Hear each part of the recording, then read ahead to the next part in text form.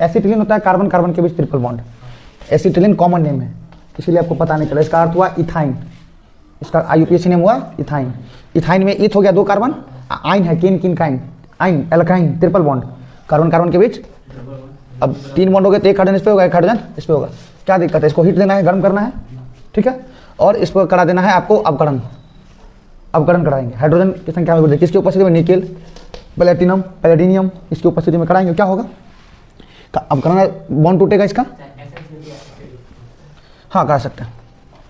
Reducing agent आप करा सकते हैं platinum, palladium, nickel, lithium, aluminium hydride, S4 है ये, सोडियम, बोरोन हाइड्राइड बोलते हैं इसको। ये these all are reducing agent. इसकी वजह से अवकरण की घटना होती है। इसके अलावा भी कुछ अवकरण होता है, जैसे क्लेमेंसन रिडक्शन आपने पढ़ा होगा, जिंक अमलगम की उपस्थिति होता है ZnHg। तो अब इसके रखते हैं, लेकिन रिड्यूसिंग एजेंट की बात की जाए तो platinum, palladium, nickel, lithium, aluminium hydride, sodium boron hydride होते हैं, ठीक है। अब इसका अगर देखा जाए तो ये है इथाइन, करा रहे हैं अवकरण की घटना। निकेल, अब कहीं रिएक्शन में तीर के चिन्ह के ऊपर निकेल या PT या PD दिखने को भी मिल जाए तो समझ जाना है कि अवकरण कराना है, रिडक्शन कराना है। रिडक्शन का अर्थ होता है कि भाई इसमें हाइड्रोजन की संख्या वृद्धि करो, increase the number of hydrogen. तो यहाँ से कैसे इंक्रीज करोगे? कार्बन के 3 बॉन्ड और 4 बॉन्ड तो पूरे हैं, यहाँ से बॉन्ड तोड़िए। पहले एक ही बार में तीनों बॉन्ड तोड़ नहीं देंगे, पहले एक तोड़े तो दोनों कार्बन का एक सीट खाली हो जाएगा, तो एक हाइड्रोजन दे दो, क्या बन जाएगा? CH पहले से है, एक H और हम दे रहे हैं, CH2 हो जाएगा, और ट्रिपल बॉन्ड अब हो गया है, और फिर CH हो जाएगा। एक बार और अवकरण करा दो, कौन रोका है अवकरण कराने से? स्क्वायर ब्रैकेट में लिख देने, H को स्क्वायर ब्रैकेट में लिख देने का अर्थ होता है अवकरण हो रहा है।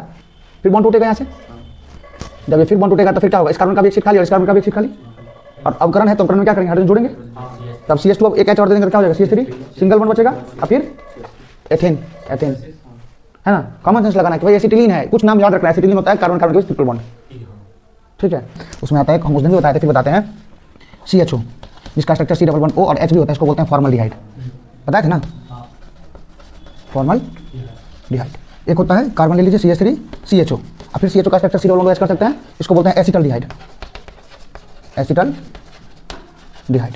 इसके बाद फिर आप देख लीजिए कि CH3 C double bond O और CH3 ये कीटोन है, और इसका कॉमन नेम होता है एसीटोन, IUPAC नेम प्रोपेनोन होता है। तो सवाल परीक्षा में आ जाता है इसमें, हाँ पीछे एक होगा कार्बन का 4 बॉन्ड पूरा करने के लिए, कैसे होगा पीछे, ठीक है। तो ये कुछ कॉमन नेम आपको याद रखना है, formaldehyde, acetaldehyde, acetone. Carboxylic acid रहेगा एक कार्बन का तो फॉर्मिक एसिड, और 2 कार्बन का रहेगा तो लिखते हैं। जैसे मान लीजिए कि अभी आपके पास आ गया H C double bond O OH, एक ही कार्बन का कार्बोक्सिलिक एसिड है, नाम क्या हो जाएगा? Formic acid. नाम ये कॉमन है क्योंकि लाल चीटी में पाया जाता है फॉर्मिक एसिड।